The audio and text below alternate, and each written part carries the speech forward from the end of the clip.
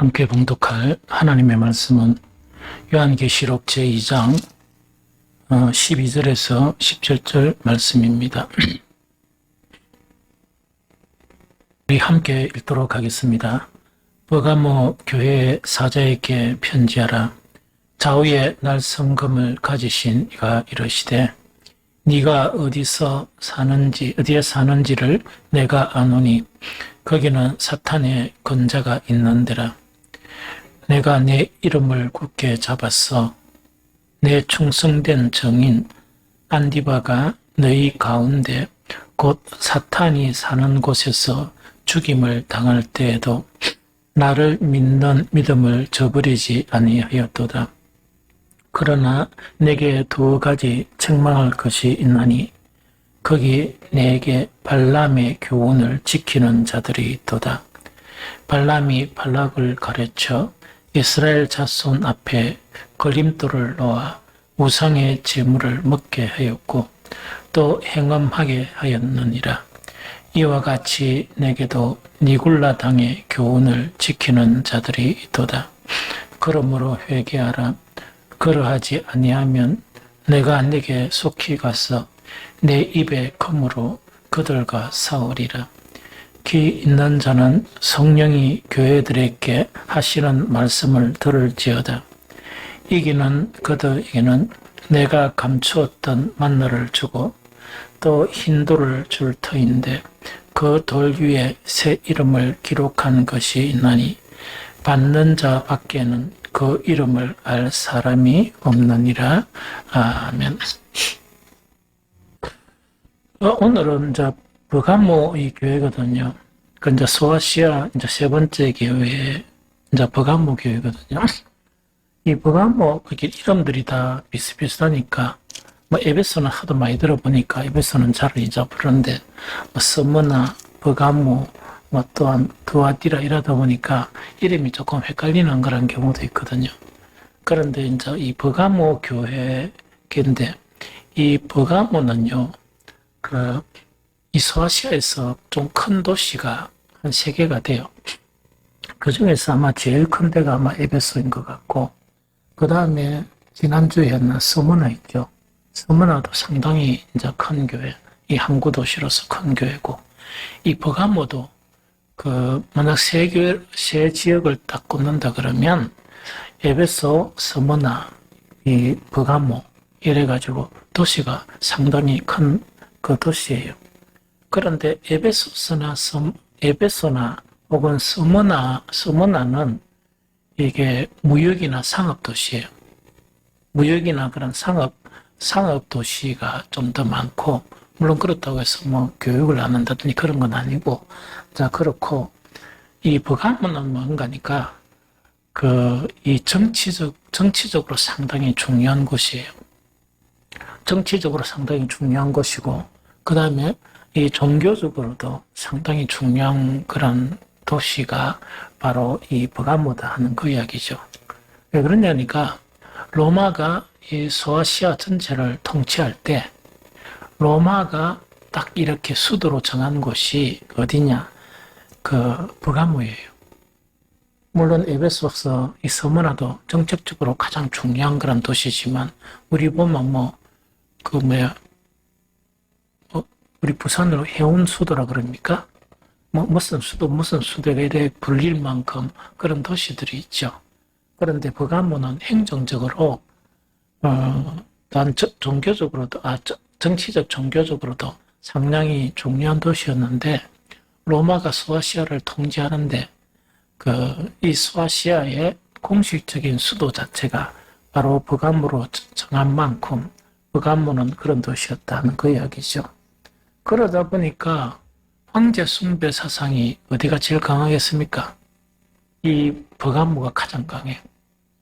버가모가 이제 가장 강하고, 그래서 버가모는 신전이 아주 중요한 신전이 2개 있는데, 하나는 치유와 의료의 이 신인데 이름이 아에스콜라피우스, 이게 뭐냐니까 이 로마 신중에서 치료와 이 의료의 그런 신인가 봐요. 그래서 이런 신이 있고, 그러니까 각 나라들이 각 제목을 붙여서 신에 대한 이름을 불리는 데도 많아요. 특히 일본 가면요. 일본도 그런 이제 신전들이 있잖아요. 있는데 그 신전들이 똑같은 게 아니고 학문의 신, 무슨 신 해가 있어요. 그래서 우리나라 사람이 넘어가가지고 학문적으로 정립하다 보니까 그 사람이 신이 돼가지고 학문의 신 해가지고 신전이 있어요. 그래서 그 신전은 제가 방문을 해본 적이 있는데 부모들이 아이들 있죠. 학교 다니는 아이들 탁 들고 가. 특히 이제 어머니들 혹은 부부가 들고 와가지고 그 신전에 들고 와가지고 자 무엇을 하는가? 똑똑한 거 공부 잘하게 하는 거 있죠. 그래가지고 그 예식을 이렇게 하는 거를 제가 구경을 한 적이 있거든요. 그래서 이 로마 자체도 뭐냐, 그 소아시다를 통치를 하는데 이 중요한 신전이 2개가 있다는 이야기죠. 그런데 로마 신의 주신의 이름을 혹시 압니까? 제우스죠. 제우스 신전이 어디 있느냐? 거기에 버가모가 있어요. 좀 이해가 되겠죠? 그래서 버가모가 그 에베소나 이 서문화처럼 이 상업도시는 아니지만은 로마가 생각하는 이 행정적인 수도, 우리나라 같으면 지금 세종시, 아직 세종시가 좀 취약하지만, 자, 그런 형태의, 자, 그 도시가 바로 버가모였다는 그 이야기죠. 그 다음에는 이 버가모 자체가 뭐냐, 이 수도 정도가 되기 때문에 이 당시에 이 도서관도 있었는데, 도서관이 그 장산 20만 권의 이 장서를 소장한 그런 도서관까지 어디에 있었느냐, 이 버가모에 있었고요. 특히 버가모에서는 수도다 보니까 그 당시에도 뭐 책을 이래 만들겠죠. 만드는데 책을 만드는 종이, 그러니까 오늘날 이런 고급 종이가 아니고 이 양피지, 그 양피지의 생산지가 어디에 있느냐, 이 버가모에 있었습니다. 그래서 아주 중요한 이 도시다 하는 그 이야기죠. 그래서 이 버가모 이 교회에 보내는 그 편지가 읽어보면 아주 간단한 것 같은데, 그래도 이렇게 우리가 좀 해석하면서 알아야 될 그런 부분이 있다는 그것이죠. 12절에 보니까 버가모 교회 사자에게 편지하라. 좌우의 날선, 이게 사자라는 것은 보통 어떤 표현인가 하니까 가장 그 합당한 해석이 천사예요. 천사. 그 교회 천사. 그렇게 하나님의 수종을 드는 천사. 천사를 보통 이 사자라고도 이야기하고, 또 어떤 부분에서는 뭡니까? 우리 한 번씩 어떤 분들이 기도하면서 목사 보고 뭡니까? 우리 사자 이라죠. 그래서 어떤 부분에서는 목사라고 이래 칭하기도 한다. 자, 그 정도는 이렇게 하시면 될 것 같아요. 버가모 교회 사자에게 편지해라. 좌우의 날성금을 가지신 이가 이르되 네가 어디에 사는지 내가 아노니 거기는 사탄의 건자가 있는 데라. 거기는 그 황제 숭배 사상의 가장 중심이 어디란 말입니까? 그게 이제 버가모예요. 그러다 보니까 황제 숭배를 안 하면 탄압이 엄청 심하겠죠. 그래서 가장 탄압이 심하고 또 가장 그거를 성공적으로 뭔가를 행하려고 하는 그 도시가 바로 그 버가모예요. 그런데 예수님께서 내가 어디에 사는지 내가 아노니, 이 이야기는 어떤 이야기가 하니까 이 버가모에 있으니까 버가모죠. 그래서 이 표현 자체는 어떤 표현인가 하니까 너희가 그렇게 버가모 교회를 향해서 너희가 얼마만큼 믿음을 지키기 어려운지를 내가 안다. 예수님이 내가 안다, 그 의미예요. 자, 다시 이야기할게요. 네가 어디에 사는지 내가 안다는 얼마만큼 믿음을 지키기 어려운지 내가 안다 하는 그런 의미예요. 왜? 사탄의 건자가 있다 보니까 왜 됩니까? 핍박이 가장 심하고 또 정책적으로도 아주 이 황제 숭배 그 사상을 온 소아시아 전역에 걸쳐서 이걸 성공을 하려고 그러면 어디부터 잘 돼야 되겠습니까? 수도부터 잘 돼야 되겠죠. 그래서 정말 그런 가운데서 있는 너희를 내가 알고 있다 하는 그 이야기입니다. 그러면서 내가 내 이름을 굳게 잡아서 이거는 쉽게 이야기하면 믿음을 굳건하게 해서 이야기입니다. 강한 믿음을 가져서 그런 의미겠죠. 내가 내 이름을 굳게 잡아서 내 충성된 정인 안디바가 너희 가운데 곧 사탄이 사는 곳에서 죽임을 당할 때에도 나를 믿는 믿음을 저버리지 아니하였도다. 이 칭찬이에요. 무슨 말이겠죠? 그래서 아주 이제 이 칭찬을 받는 거예요. 그런데 여기서 이제 예수님이 직접 기억하시는 그 안디바가 누구냐? 이거는 좀 잘 몰라요. 이 추정은 안 되고 여러 가지 이론들이 있습니다. 여러 가지 이제 이론들이 있는데 아마 이론들 중에서 가장 중심적인 이론이 어떤 이론인가니까 이 안디바란 이 사람은 버가모의 최초 순교자이든지 아니면 그 여러 순교자들 중에서 위대한 순교자일 것이다. 이렇게 이제 추측하는 그런 경우가 있다는 이야기죠. 그런데 한 가지 자료가 있습니다. 그 자료가 어떤 자료인가니까 이 터툴리안이에요. 그 터툴리안은 저번에 설교할 때 한 번씩 한두 번 이렇게 이야기를 해준 그런 기억이 나는데 터툴리안은 누군가니까 교부예요. 교부는 알죠? 교부가 누군지? 예수님이 있으면 예수님의 제자들을 사도로 그러죠. 사도의 제자들을 교부라 그래요. 좀 이해됩니까?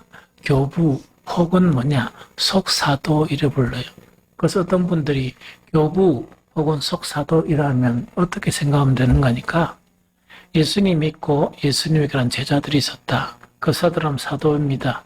이 사도들이 또 누구를 제자 삼는가? 속사도들, 교부들을 이렇게 세우는 거예요. 무슨 말겠죠?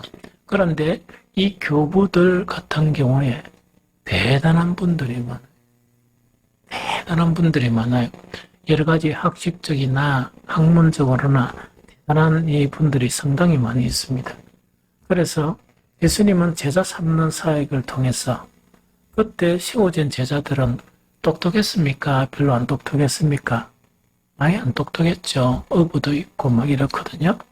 그 제자들을 통해서 나중에는 확장되어서 나가는데 신학적인 체계가 이렇게 형성되어 나가는 것 자체가 바로 속사도들로부터 이렇게 개성이 되어서 이 기독교 신학의 체계가 형성이 됩니다. 그런데 터툴리안은 몇 년도 사람이냐? 155년도 출생했어요. 그러니까 어떤 사람은 사도 요한을 한 100서기 한 1세기 말 100년 나 혹은 그 이상이 살았다 이렇게 추정하거든요. 그러면 155년 같으면 세대가 차이가 많이 안 나죠. 이게 무슨 말겠죠? 그래서 터툴리안은 155년에 이제 났는데 이 양반 자체는 이제 교부이면서도 이 성직자가 아니었어요. 성직자 감독이 아니었고 평신도 교부였어요. 평신도 교부였는데 아프리카 있죠. 아프리카에 정말 그 당시에 신학적인 체계를 형성하는 그런 주축이었습니다. 주축이거든요. 이 주축인데 그 한 가지만 딱 예를 들면 뭔 거니까 성경에는 삼위일체란 말이 있습니까? 없습니까? 삼위일체란 용어는 없죠. 그렇죠. 하나이시라 하는 그런 이 말씀 성경 구절은 있는데 삼위일체란 용어가 없죠. 터툴리안이 삼위일체란 용어를 최초 정립한 사람이 터툴리안이에요. 대단하죠. 그것도 쓰기 한 200년경이나 저거 몇 시 때 했는가는 잘 모르겠지만 저건 그때 이제 한 거예요. 그런데 이분 자체가 남긴 그런 자료 속에는 뭐냐니까 누가 등장하느냐? 안디바가 등장을 해요. 안디바가 이제 등장을 하는데 안디바는 그 누구인가 이렇게 하면서 그 뭐라고 이야기하는가? 버가모 교회에 명성이 있는 감독이다. 저 오늘 같은 목사라는 이야기입니다. 버가모 교회에 아주 유명한 그런 목사라는 이야기거든요. 이 목사인데 황제 숭배 거절로 인해서 이분도 역시 화형에 당해버렸어요. 화형에 당했다. 그렇게 이분은 기록을 남겨놓고 있습니다. 순교자다는 이야기죠. 그런데 그 사유가 어떤 사유인가니까 버가모 자체가 그 수도죠. 수도고 황제 숭배하는 그 자체가 가장 핵심적으로 성공하려고 하는 그곳이 바로 버가모였었습니다. 그러면서 이제 이 버가모 교회에 가장 영향력 있는 그 목사를 이렇게 탁 처형함으로써 어떻게 한단 말입니까? 다른 모든 소아시아 교회에 황제 숭배 사상을 따르도록 이렇게 하는 시범 케이스적인 그런 부분으로 순교를 당한, 즉 버가모 교회의 영적인 영향력 있는 이 영적 지도자를 딱 쓰러뜨림으로써 어쩐다고요? 교회에 치명타를 가하고자 하는 그것이 바로 목적이었다. 이렇게 이 터툴리아는 기술을 하고 있습니다. 그렇게 하고 있다는 그 이야기입니다. 무슨 말인지 알겠죠? 즉, 그런데 아마 그 순교가 저번에 이 로마의 10대 핍박받죠? 그러다 보니까 순교가 한 명, 두 명은 아닌 것 같다.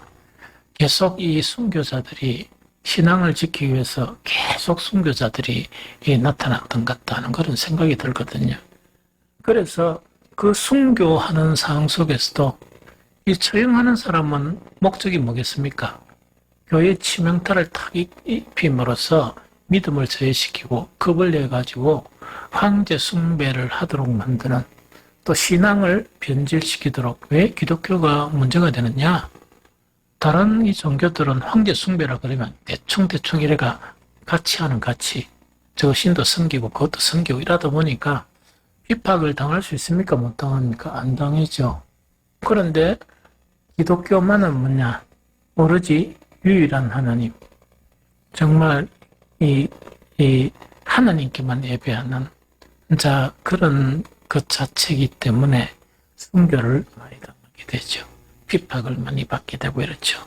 그래서 이 순교자들이 생기는 그런 상황 속에서도 뭐라고요? 내 이름을 굳게 붙잡는다는 그런 예수를 굳게 붙들고 변질하지 않고 배도하지 않았다. 그것 자체를 주님께서는 칭찬하시는 그런 내용입니다. 무슨 말인지 좀 알겠죠?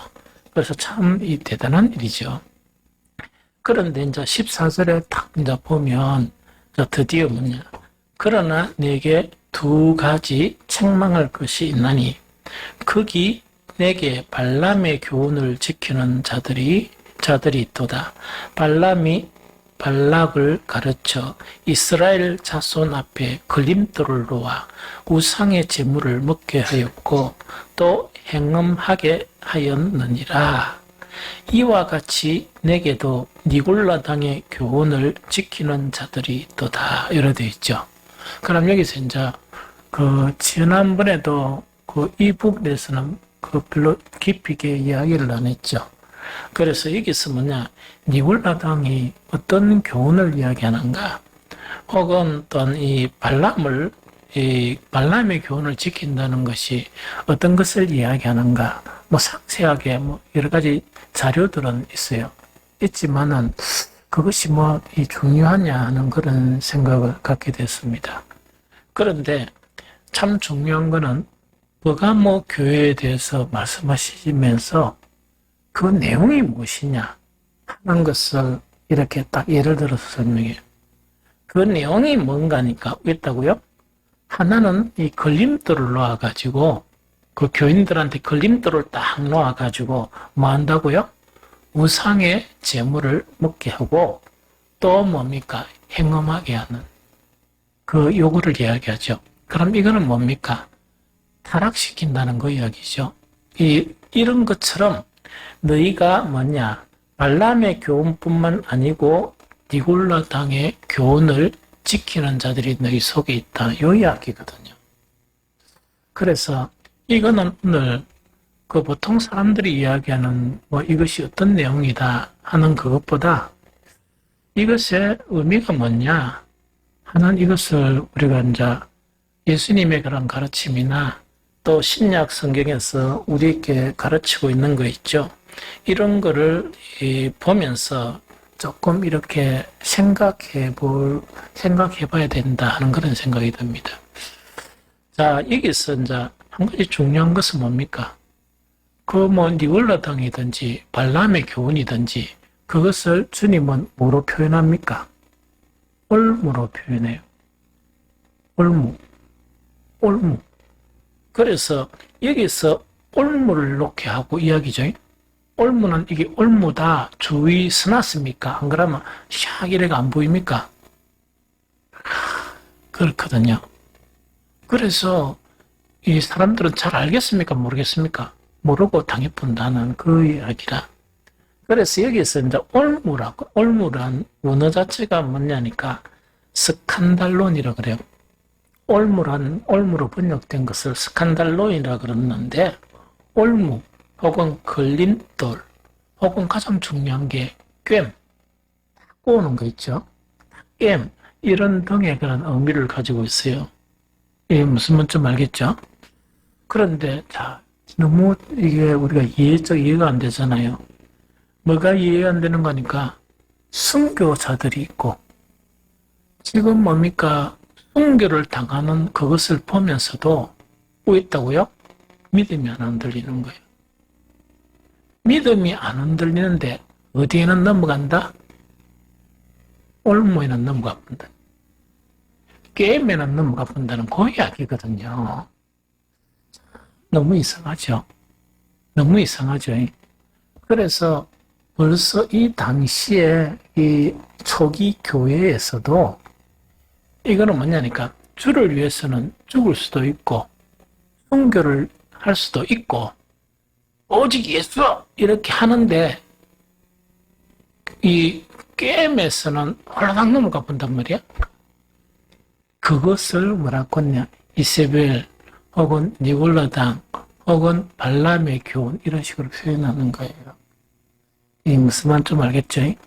그래서 여기에서는 두 가지 중요한 교훈이 있다는 이야기거든.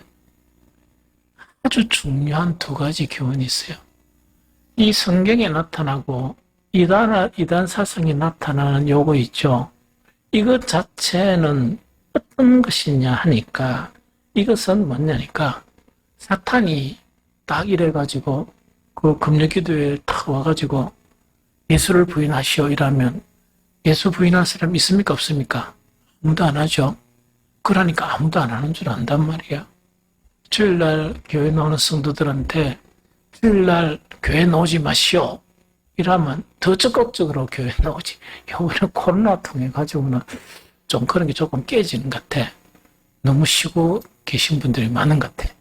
그래서 하여튼 간에 대부분 좀 신앙이 있다 하면은 정신 번쩍 차리가 절대로 그게 안 넘어간단 말이에요.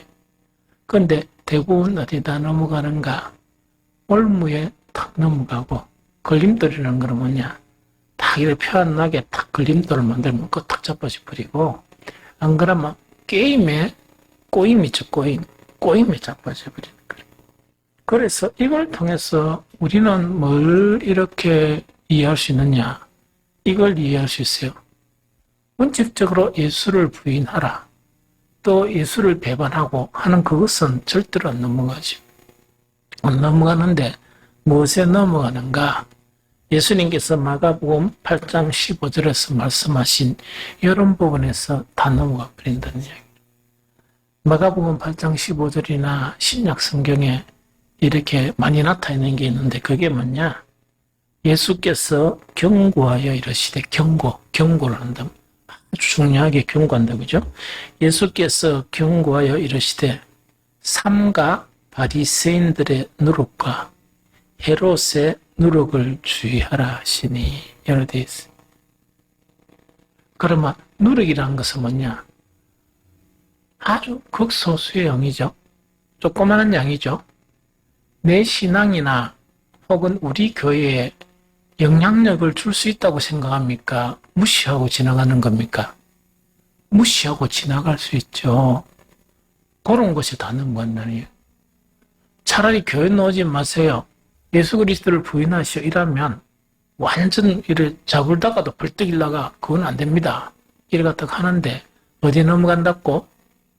아주 작은 미세한 누룩과 같은 이 복음을 변질시키는 그 부분에서는 다 넘어가 본다는 거예요. 예, 무슨 말인지 알겠습니까? 그래서 바리새인들의 누룩이라는 것은 뭡니까? 신앙은 하는데 외식적인 신앙이겠죠. 이게 뭐냐니까 예배드리고 기도드리게 하는데 좀 하나님한테 한다고 하면 간절함으로 두려움으로 진실함으로 진정함으로 이렇게 해야 되는 거 아닙니까? 왜? 하나님이 받으시는 거니까. 그런데 이 누룩이 조금씩 들어가면 어떻게 된다고요? 기도합니다. 금식도 한단 말이에요. 예배도 드린단 말이에요. 그런데 뭐가 없어져서 마음이 홀라당 없어져버려요. 진심, 정성, 진실이 없어져 버리는 거예요.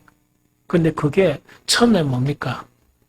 예배 드리는데 첫날 만날 예배 드리는데 우리 그냥 대충 예배 드립시다 이러면 그에게 동의할 사람이 있습니까? 없습니까? 아무도 없어.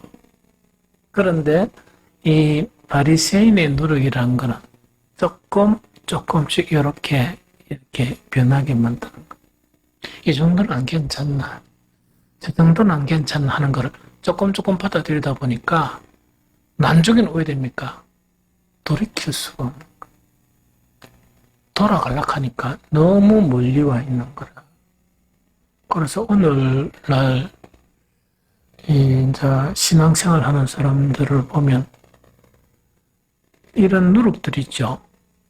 누룩을 너무 많이 먹어가지고 돌아가려고 하니까 방법도 잘 모르겠고 너무 많이 와 있어가지고 이렇게 참 돌아가기 힘든. 그래서 성경에 보면 진실이나 경건이나 이런 것들은 이게 무슨 이야기인고 이게 뭔 이야기인고 그렇게 하나도 그걸 경험 못하고 살아간다는 이야기.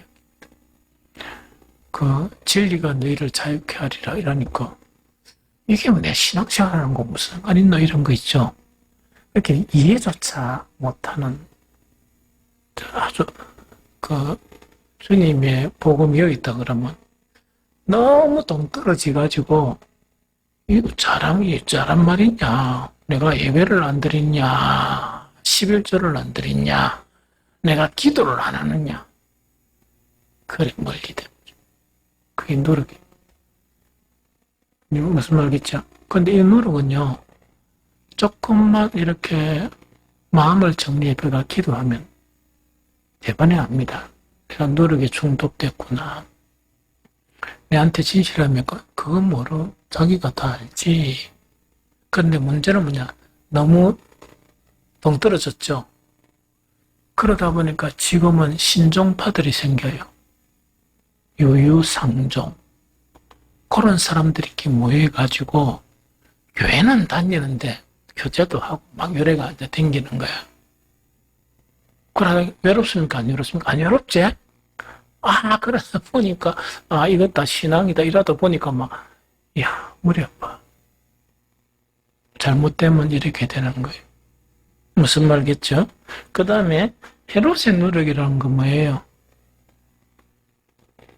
헤롯이 성전을 짓고 싶었습니까? 억지로 짓습니까? 유대인들은 잘 빌렸고 억지로 지은 거야. 신앙은 아닌데 신앙인 척하는. 그런데 이제 영적이지 아닌 사람은 바리새인 신앙하고 우리하고 무슨 차이 나노? 헤롯 신앙하고 우리하고 무슨 차이 나노? 이렇게 본단 말이에요. 그래서 여기서 니골라당이나 혹은 발람의 교훈이나 이사벨 어떤 교훈이나 이런 거 있죠. 이런 모든 것들 자체가 바로 뭔 거니까 복음을 변질시키는데 원칙적인 것을 아니다 이라면 절대로 안 받아들이는데 맞다 이러면 다 맞습니다 하면서 조금씩 변질을 시키 조금씩 변질을 시키다 보니까 그래 압니까 모릅니까? 딱 끼어 안 있으면 모르는 거예요. 그러다 보니까 점차 뭐라고? 행위는 그대로 해. 기도의 행위, 헌금도 그대로 하고 봉사도 그대로 하고 예배도 그대로 드리는데 이제 이스라엘처럼 너희가 입술로 나를 경배하나 뭐가 떠나버렸다? 마음을 딴 데 팔아먹는 입만 하나님이 온 마음은 누구를 섬기고 있다고? 우상 숭배하고 있다. 신약의 우상 숭배는 뭐라고요? 탐심, 재물에 대한 욕심. 그래서 오늘날 교인들 중에서 그 부분에 자유롭지 못한 분들이 너무 많아요. 그래서 처음부터 타락하라 이랬으면 안 했을 건데 조금 심어나니까 맨주는 그런 것이 지배가 되어 있고 마음은 그것을 섬기고 입은 누구를 섬긴다고? 주여 섬기는 이제 그렇게 되는 게 어렵겠다. 무슨 말이겠죠? 그래서 이제 이거 주의 안 하면 이렇게 돼요. 그래서 항상 끼어 있으라.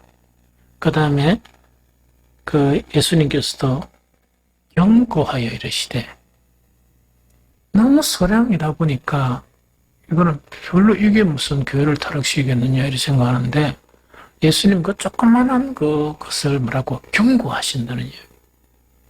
무슨 말이겠습니까? 그래서 이제 시간이 지나면 이것 자체는 나중에는 너무 멀리 떨어져 있는 참 그런 상태가 되어버린다. 오늘날 교회처럼 우리 조상들이 참 힘들게 목숨을 걸고 이 교회를 세우고 다 해놨는데 이놈의 그 누룩 때문에 교회를 다 망쳐버려. 여기 있는 여러분들 이야기하는 게 전반적으로 이제 그렇게 이제 흘러간다는 얘기. 그렇기는 여러분들이야 이스라엘의 남은 자들이지. 그러니까 수요 예배도 참석, 오늘 금요일 아닙니까?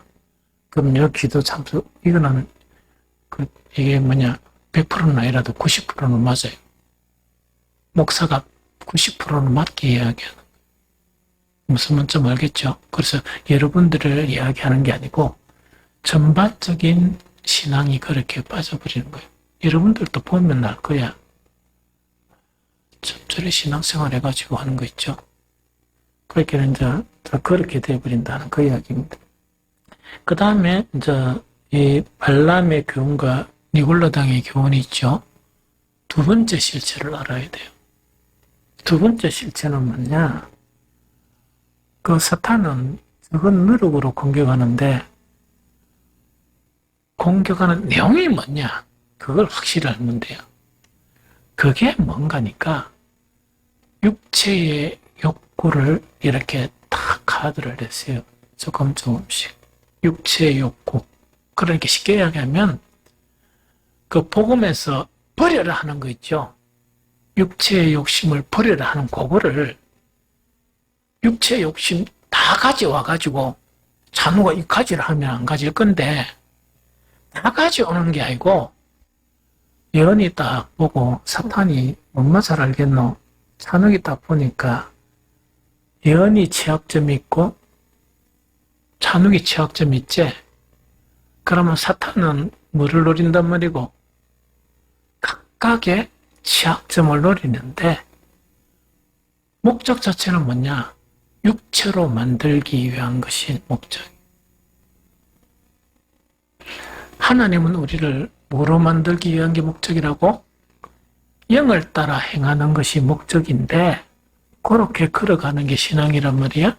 신앙인데 조그마한 누룩 하나씩 이 정도는 안 괜찮나, 저 정도는 안 괜찮나 해가지고 그걸 갖다가 날름 일하다 보니까 처음에는 조그마한 거 시작했는데 내년에 좀 재미없다 보니까 또 조그마한 것도 더 일하다 보면 내년에는 이건 내가 기독교인인지 이 내가 많은 사람인가 내 자신을 잘 모르겠다. 그래서 그분들이 보통 이야기하는 게 있어. 옛날부터 그랬어요. 주님의 뜻을 가르쳐 주십시오. 뭐 이런 거 있죠. 그럼 막 기도하면서 주님께서 나에게 뜻을 가르쳐 주시면 내가 바꾸겠습니다. 그래 기도하지 말고 욕심을 부리면 돼. 다 욕심하고 다 가지고 있으면서 주여 뜻을 밝히세요. 맨날 기도해봐. 하나님께서 뭐 설교를 통해서나 성경을 다 가르쳐준 거란 말이야. 다 가르쳐주는데 욕심들을 가지고 있다 보니까 이것도 가지고 있으면서 구원받을 길은 없습니까? 그거 지금 찾는 거야. 그러니까 이런 사람들도 뭐냐니까 유유상종이라고 또 꼭 그 사람들끼리 모이는 거예요. 이게 무슨 말이겠죠? 모여가지고 그러다 보니까 서로 위로가 되잖아. 내 혼자 그런 건 아니네 이러죠. 내 혼자 그런 거 아니네 이러다 보니까 조금 위로가 되죠. 그게 심하게 되면 여러분들 이야기하는 심하게 되면 지옥 갈 때도 그 말이 통하겠어요? 난 외롭지 않나 지옥불에 들어가겠습니까? 들어갈 수가 없단 말이에요. 그래서 로마서 6장 11절 12절 보니까 이것도 뭐 관련 구절이니까 성경에 난 계속 강조하는 게 이런 말씀이죠. 이와 같이 너희도 너희 자신을 뭐에 대해서 죽은 자요? 죄에 대하여는 죽은 자요. 그리스도 예수 안에서 하나님께 대하여는 살아있는 자로 여길지어다. 그러므로 너희는 죄가 너희 죽을 몸을 지배하지 못하게 하여 무엇에 순종하지 말라? 몸의 사욕에 순종하지 말라. 그래서 항상 사탄이 요구하는 이 뭡니까 발람의 교훈이나 혹은 이사벨의 교훈이나 이런 거 있죠. 이런 것들은 뭐냐니까 목표 자체가 뭐로 하는 거? 육체가 되게 하는 거. 육체가 되게 하는 거 있죠. 그게 목적을 가지고 있다는 그 이야기죠. 그러면서 항상 이거는 뭐냐? 사탄은 사탄의 사람들이 있잖아요. 사탄의 사람들이 있단 말이야. 그 사탄의 사람들이 뭔가니까 이 정도는 괜찮잖아. 같이 교회 다니니까. 그걸 처음에는 이러다가 낸주는 이 정도는 괜찮아 이러다 보니까 그 넘어가다 보니까 낸주는 이 정도 저 정도 또 이 정도 이러다 보니까 나중에는 뭐냐니까 보니까 내 속에서는 육체만 있고 성경에서 성령의 인도함을 받고 기도할 때도 성령으로 기도하라 하니까 아무리 기도해도 성령으로 기도가 안 되는 거예요. 무슨 좀 알겠죠? 그러다 보니까 막 기도는 그냥 하면 되지 또 이러죠. 또 헐끄덕 넘어가가지고 문제점을 가지고 이렇게 이 문제를 해결해야 되는데 안 하고 또 유유상종 그러다 보니까 덩치가 너무 커지는 거. 덩치가 커지다 보니까 렌즈는 걷잡을 수가 없다 보니까 참 이렇게 힘든 그런 상황까지 된다는 그 이야기죠.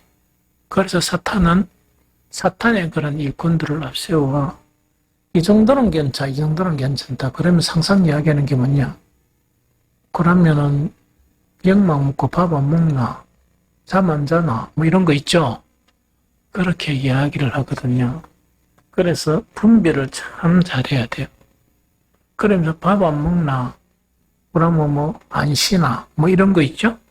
이렇게 이제 계속 이야기하다 보니까 그걸 딱 이렇게 이제 전제를 두면서 하나씩 하나씩 파고든단 말이에요. 파고들다 보니까 냄새는 걷잡을 없이 넘쳐버린 거야. 그래서 옛날에 어떤 때는 뭐 순수하게 출발했다가 한 10년 지나고 20년 지나면 옛날에 그때는 참 순수했는데 하는데 지금 그런 모습이 전혀 없어져 버린다. 이게 이제 발람의 교훈이. 무슨 말인지 알겠죠? 그 다음에 니골라당의 교훈이 바로 이런 것이다. 자, 우리는 육신을 가졌죠?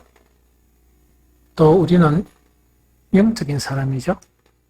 그러면 우리에게는 양식이 몇 가지가 있습니까?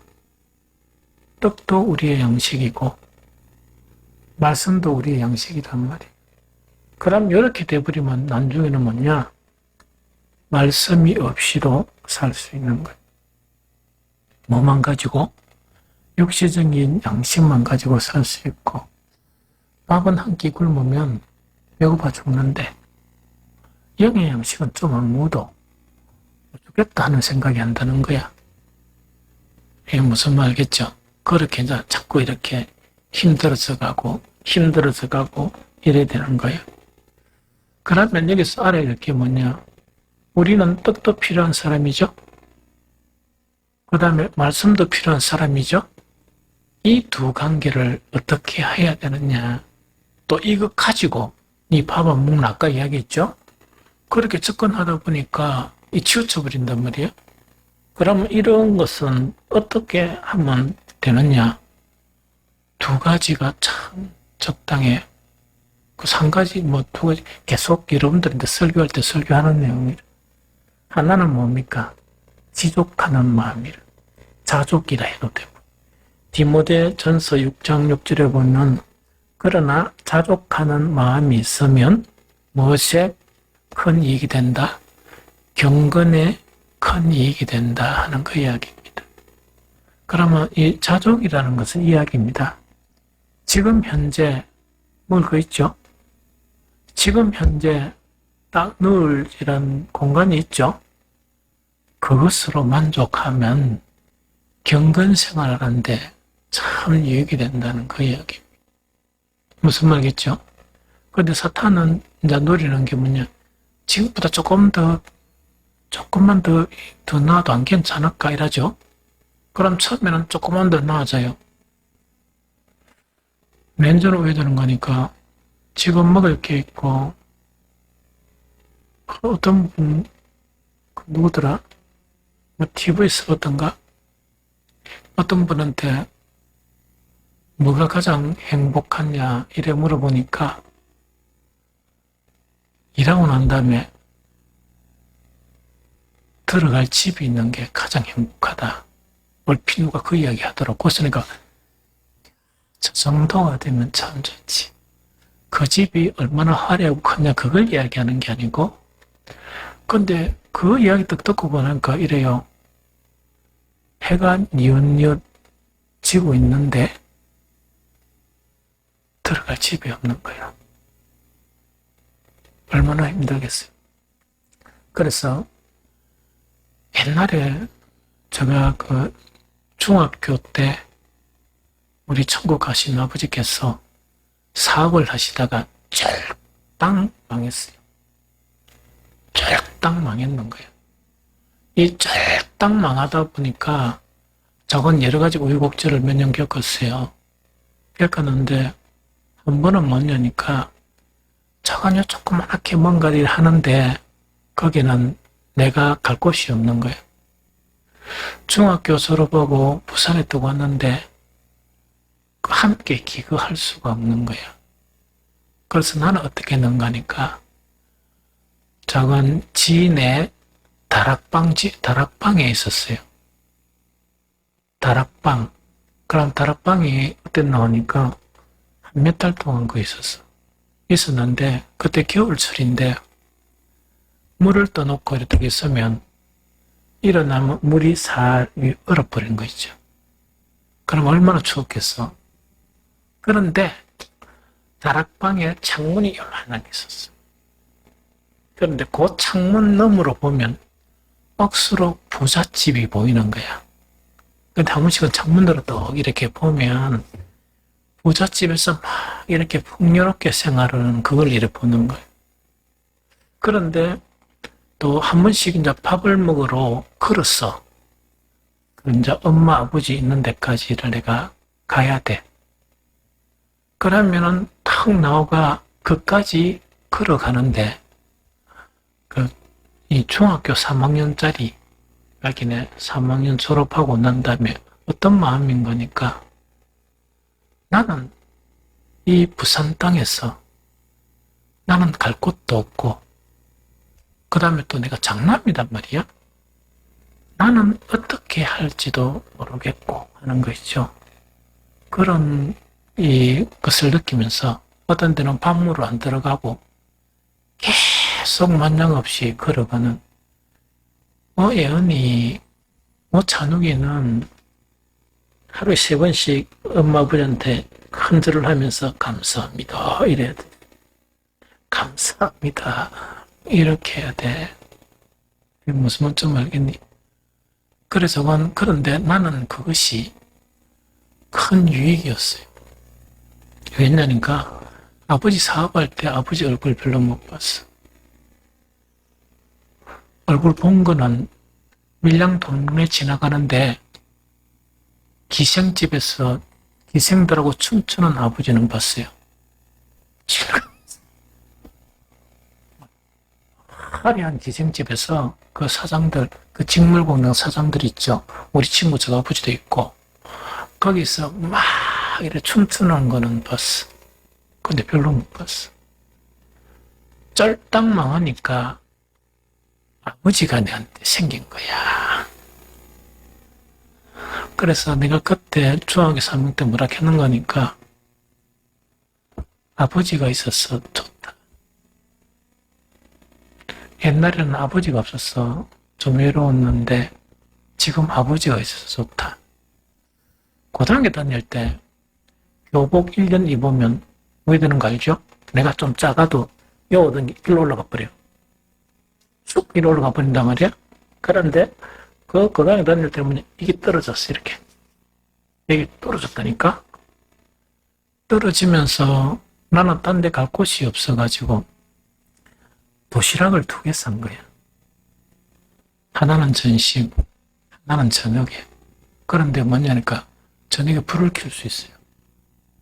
그래서 차가 마지막 끝날 때까지 딴 데는 갈 때 돈이 없으니까 마지막 차 타려고 이제 제일 오래까지 공부를 하는 거예요. 그런데 고등학교 1학년 때 공부하는데 학교 아무도 없는데 거기서 이래 오면 무섭겠습니까? 안 무섭겠습니까? 무섭지? 그래서 어떤 데는 불을 딱 켜놓고 딱 이래 오다가 교문에서 딱 끌리가 이놈이 해가지고 불 끄고 그러니까 차 시간도 급한데 이래 하고 막 그런 경험들이 많아요. 그런데 어떤 때는 저 점심시간에 딱 이래 먹고 보면 아이들이 막 이런 밖에 놀고 있는 거야. 나는 뭐냐니까 원체 중학교 다닐 때 공부를 안 했으니까 따라잡으려니까 열심히 해야 되지. 그 노는 아이들을 딱 보면서 내가 일기장에 뭘 쓰는 거니까 저 아들은 참 불쌍하다. 왜? 하나밖에 모르니까. 나는 행복하다. 왜? 사장 아들로도 살아보고 찢어질 듯 가난한 아들로도 살아보니까 나는 2번 살기였느냐. 그래서 나는 참 행복하다.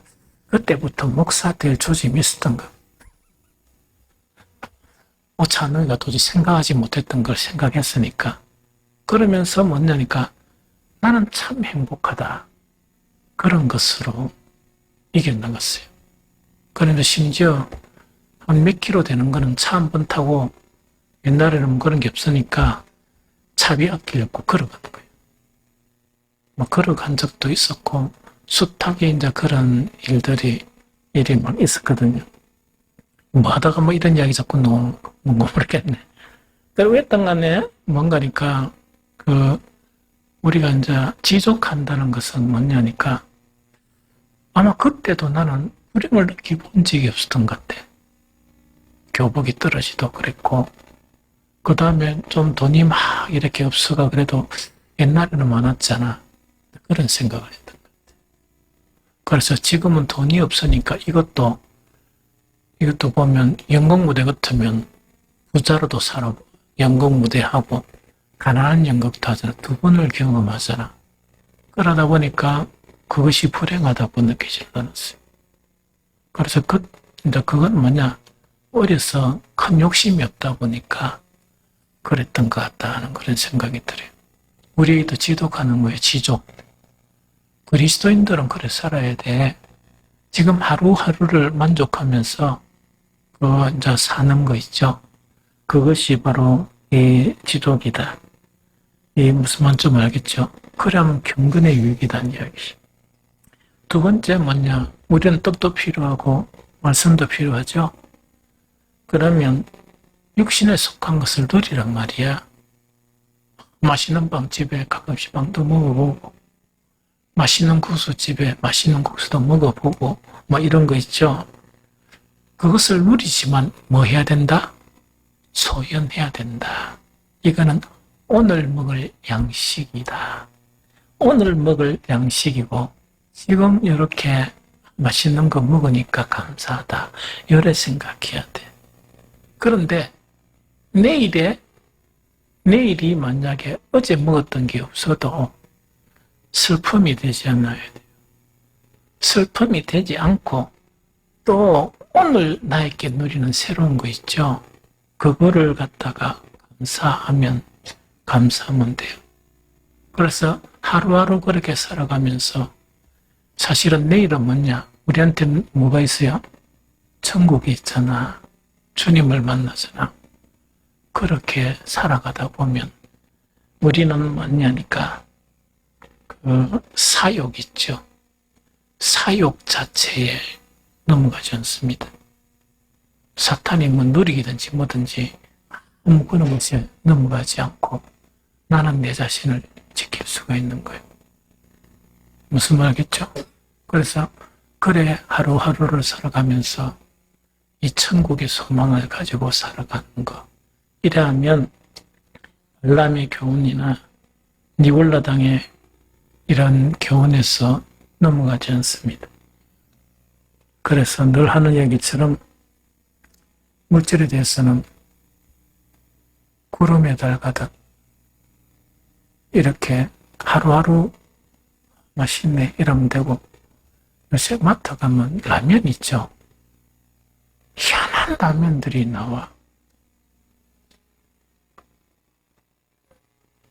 미역국 라면 있죠. 우리 사모가 잘 끓이는데 사모가 끓인 미역보다 훨씬 맛있어.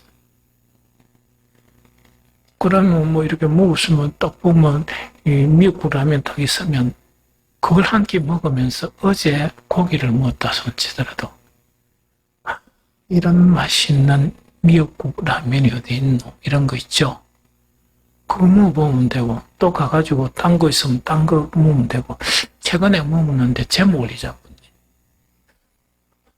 아니, 그렇게 늘 먹으라는 이야기가 아니고, 라면 먹으면 오래 못 산다고요? 우리 엄마, 우리 아버지 95까지 살았는데, 라면은요, 놔둬놓고, 뭐 이틀 한씩 라면 그래 잡어요. 두 명이서. 그거 가지고 뭐 없어. 맛있게 먹으면 되고 행복하게 먹으면 돼. 이게 무슨 말이겠습니까? 그래서 살아가다 보면 발람의 교훈이나 니골라당 교훈에 흔들리지 않고 영적인 삶을 나그네처럼 걸어갈 수 있습니다. 그런다고 이 세상 떡은 안 먹는다. 떡 먹어. 떡도 먹는단 말이에요. 먹으면서도 그렇게 살 수 있다는 그 이야기입니다. 그 다음에 이제 마지막에 이제 그 뒤에 보니까 어떤 이야기 나가니까 17절에 보니까 그래서 회개하지 아니하면 안 된다는 이야기죠. 그걸 회개해야 되고 이 니골라당이나 이런 부분에 우리 속에 있으면 회개 안 하면 연주는 죽어요. 영원히 죽어봅니다. 영원히 죽어가 바리새인적인 신앙이 됩니다. 무슨 말이겠죠? 회개를 해야 되고 17절을 봅니다. 귀 있는 자는 성령이 교회들에게 하시는 말씀을 들을지어다. 여기서 뭡니까? 이기는 그에게는 내가 감추었던 만나를 주고 또 흰 돌을 줄 터인데 그 돌 위에 새 이름을 기록한 것이 있나니 받은 자밖에는 그 이름을 알 사람이 없느니라. 참 대단하죠. 그럼 이긴다는 것은 뭐냐? 참 말씀대로 사는 것이 육신의 사람에게는 너무 힘들어. 영적인 사람에게는 기쁨이 되고. 그런데 육신의 사람에서 영적으로 바뀔 때까지 너무 힘들겠죠. 그래서 인내가 필요하고 순간순간 승리가 필요해요. 그러면 이기는 자에게는 뭘 준다고? 감추었던 만나를 준다 이야기 되죠. 첫 번째 감추었던 만나가 바로 뭐냐? 이거는 이렇게 해석하는 게 가장 좋을 것 같아요. 이거는 계속 해야겠죠. 성경을 읽어보면 성경을 읽는 사람에게는 두 가지 결과가 나타나요. 유대인들은 무엇으로 봤다? 율법, 의문, 쓰여진 글자 이렇게 보는 거라. 교리 이렇게 보는 거예요. 무슨 말겠죠? 그러면 이건 안 되고 거듭난 사람에게는 말씀이 의문으로 보이는 게 아니고 뭐로 보인다? 생명의 말씀과 영의 말씀, 예수님이 말씀하시는 것처럼.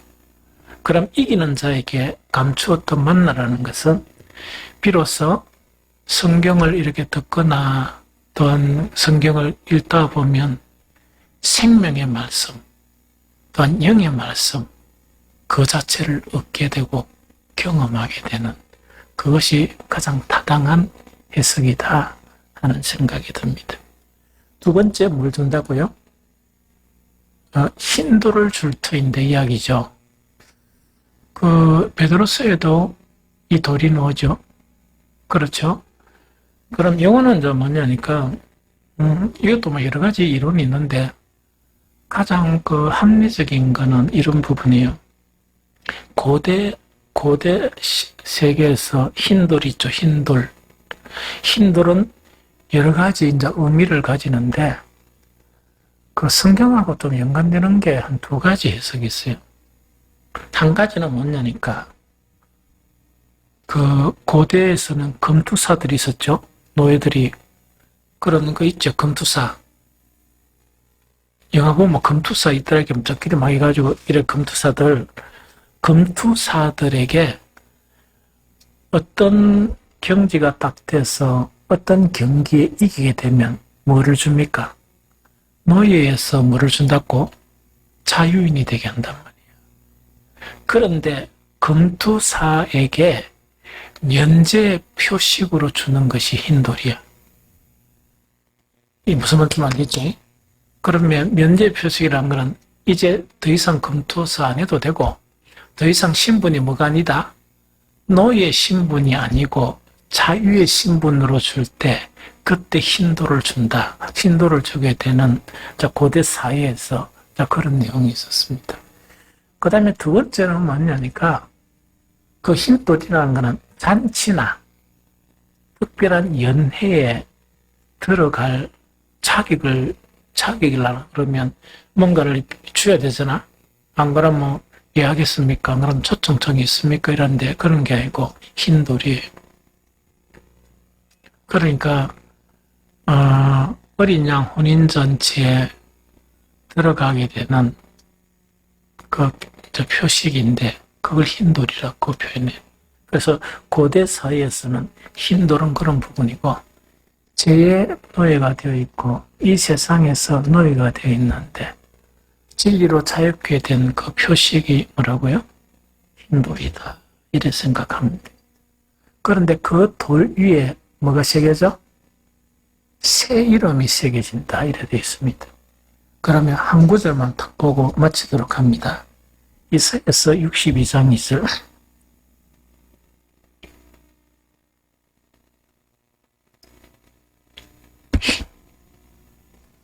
이사야서 62장 2절.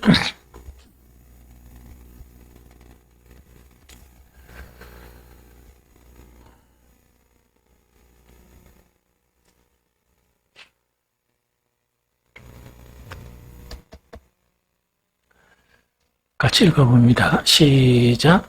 이방 나라들이 내 공의를 못 왕이 다 내 영광을 볼 것이요 너는 여호와의 입으로 정하실 새 이름으로 일컬음이 될 것이며 이래 되어 있죠. 여기도 이제 새 이름이란 게 나오죠. 그래서 요한계시록도 뭐냐니까 흰돌은 흰돌인데 거기에 뭐가 기록이 되어 있다? 새 이름이 기록되어 있는, 우리 각자가 받아야 될 새 이름이 기록되어 있는 이야기입니다. 그래서 새 이름이란 이론도 몇 가지 이론들이 있어요.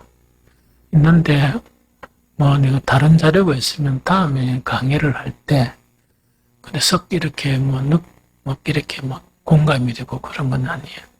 그런데 이제 무슨 생각을 그런 거냐니까 이름 자체가 바꿔지는 것도 있지만 오찬욱이는 누구 아들이고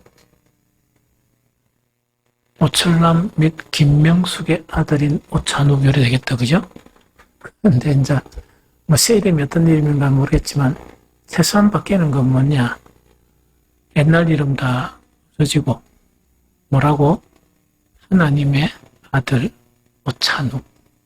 이제 그것은 맞을 것이다. 그와 연관된 새 이름일 것이다. 그러면은 혼인잔 제차를 또 찾아가는데 하나님의 아들인 오찬욱이란 그 흰돌을 가지고 그게 뭔 참석하면 안 되겠지. 그런데 거기서 또 가면서 뭐냐?